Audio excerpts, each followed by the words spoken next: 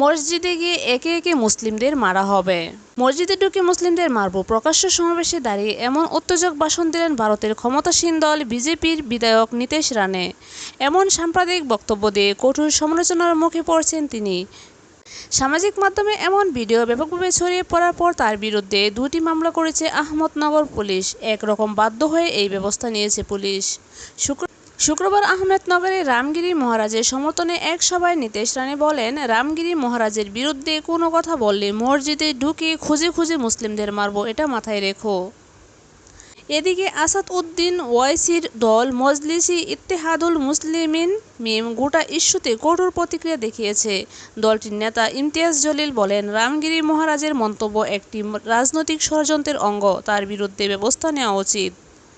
দলের মুখপাত্র ওয়ারিশ পাঠান বলেন, আহমেদনগরে বিজেপি বিধায়ক নীতেশ রানে প্রকাশ্যেই হুমকি দিচ্ছেন যে মসজিদে ঢুকে